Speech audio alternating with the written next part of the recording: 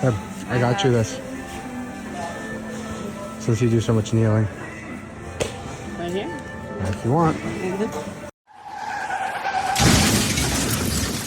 Found on aisle 10. Think about it like this. A man with only one wife, okay, that's good, he's faithful. But a man with 3 women, that's 3 times more faithfulness than the beta with only one wife.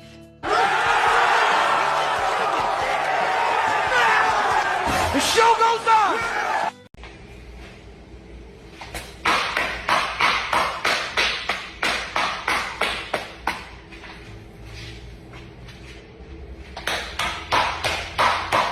Well, that's a certified clapper. It's one of those moments right now where I have to fart, but I don't know if it's poo. And I don't know if I should trust it because I don't want to shit my fucking pants before I go in the store.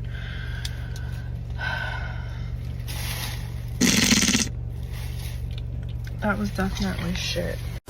Why? Why? Why? Why? Why? I'm gonna blend that bitch in.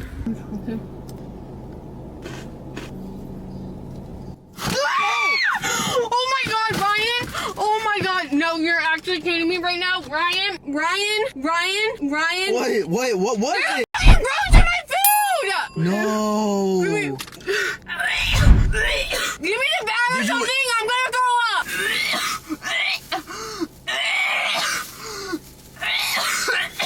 Gotcha, bitch!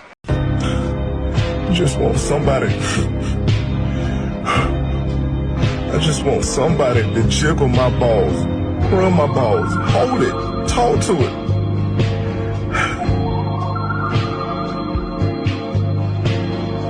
Fuck, man, poor guy.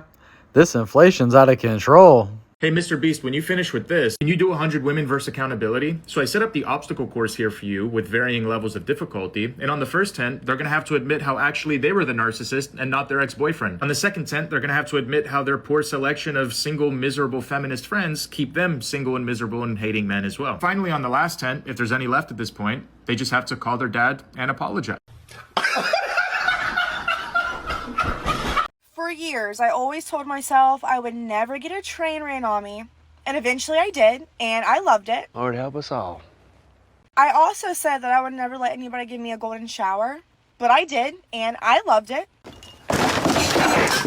And I also said that I would never give a man my back door, but I did, and I love it. So, more of the story is, don't knock it till you try it.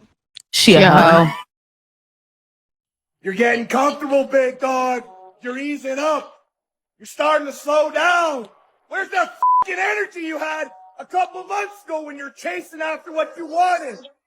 So what, you hit that goal? It's time to go harder. So what, you reach that level? It's time to go harder. So what, you stack the fucking win. Now it's time to go harder. Now's not the time to get comfortable. Hell fucking yeah. I literally have that voice, some fucking voice in my head going like that fucking frequently. Keep it going.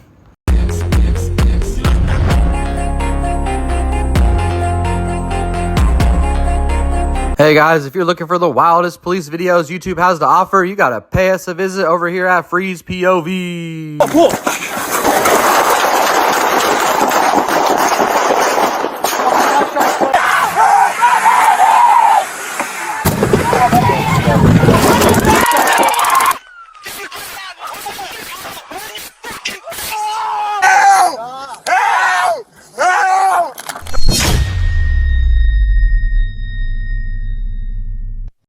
So here's the thing. I wrote a book on you guys called Why Women Deserve Less. And it's a bestseller. And in the book, I talk about feminism and the female mindset versus the male mindset. One of the things, after talking to almost 4,000 of you bimbos, is that women have a very difficult time, right, understanding hierarchy, competition. Even women that are athletes have a difficult time understanding this when it comes to dating. If I ask a girl, hey, what sets you apart from, you know, the other woman? For the guy, they'll say dumb shit like, I'm special. Then I'll say, well, what makes you special? And they'll go on to describe a bunch of other things that other women also have. So women are completely aloof to the fact that you actually are competing with other women for a very small percentage of men. But since women think that they're special and that they're entitled, that man is going to want them and only be with them. And it's an incredible concept where women don't feel as though they need to work to get the guy of their dreams. But men, on the other hand, we inherently understand this, that we need to compete in the marketplace to get a good job, get a good title, etc. Then we can play the game. Versus you guys think, I'm going to come as I am, and the guy better accept me. And women don't understand these hierarchy structures. It's incredible to me. Even women that are athletes don't get it. Like for her, she'll understanding in boxing. Yeah, we're stupid and you are the clever one. Anyway, let me finish what I'm saying. She understands it in boxing, but she doesn't understand it in the dating marketplace. Because when you asked her, what do men want from a relationship standpoint, husband, she immediately attributed it back to herself because she doesn't understand the hierarchy of, okay, well, let me figure out what the guys want because I got to compete with other women for this guy. But women completely don't understand this concept. It's crazy to me, man. Now, here's the key to the law of accumulation. Everything that you do counts. And when you read a book, when you listen to an audio program, when you go to a course, when you go to bed early and get up early and you work, it all counts. And it's all going on the plus side of your ledger. But when you watch television, waste time, hang out, fool around, and so on, it's going on the negative side of your ledger. If what you are doing is not moving you toward your goals, then it's probably moving you away from your goals. Nothing is neutral. All right, guys, that's Brian Tracy. And let me tell you something about Brian Tracy. Dude changed my life. I probably listened to 1,000 hours of Brian Tracy on just YouTube for free. And man, he's soft-spoken, and every message he has really resonated with me well. I always wrote lists in my life, so there's a lot of different things he said that I heard him say where it's like, wow, I've been doing that my whole life. Like, holy shit. So, he talks about writing lists and beginning with the end in mind and different things like that, and I highly recommend you look him up. Shake your ass. Watch yourself. Shake your ass. Tell me what you're working with. What are you thinking about?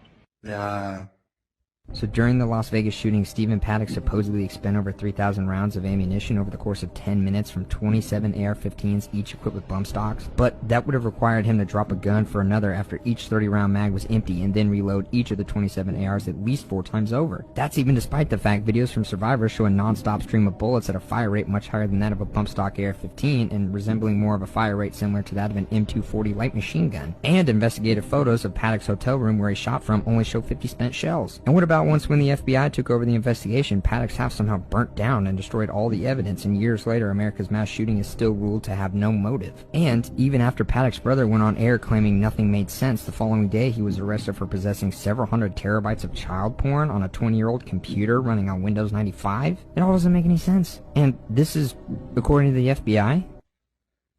Nothing. All right, y'all, let's see what I got for you today. I want to talk to you today about discrediting your emotions and your thoughts. And, well, for me, this has been a big strength for my life. Ultimately, this comes into play for me tomorrow because I got to get a root canal. I've never had one before. But I have dental anxiety, or I like to say that I experience dental anxiety. But the truth about dental anxiety is that it's false. It's not true. I'm not at the edge of a cliff. I'm not going to die. Nothing's actually going to happen. I just have an irrational fear that makes me tense up, and the tenser I get, the worse it gets. And in this instance, they are going to provide me with an anxiety pill, just to make sure we get all the way through it, because it's just so important that it goes smoothly.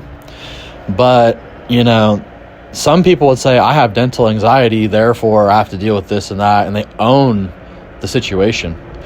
But the truth is, you have to discredit it like I just did. You have to tell yourself the truth. Why am I feeling this way? Is it real? Is it rational?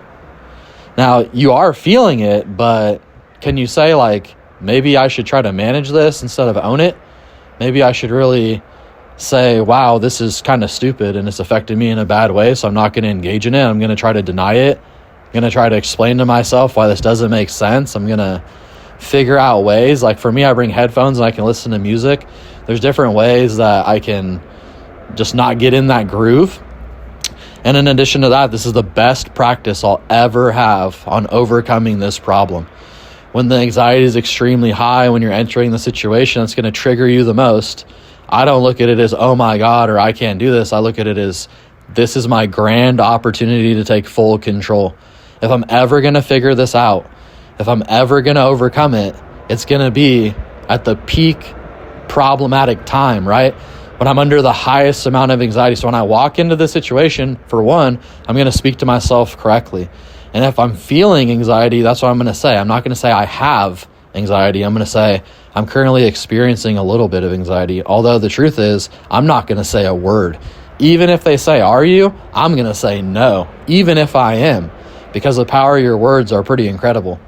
But, you know, the truth of the matter is, this is the ultimate time for me to practice, to get this under control, to make it laughable, to figure out how to navigate into making this not a problem. This is my moment. You guys have the same opportunity to have your perspective on everything in your life. Take control. Ask yourself, why am I feeling this? Is it real? Even if it's real, is it serving me? Can I do something besides be basically a slave to what I'm feeling? Can I take control? Can I discredit the situation? Can I become stronger? Don't own the disorder. All right, guys, I always appreciate y'all tuning in. Please like, share, and subscribe, and we're going to see you on the next one.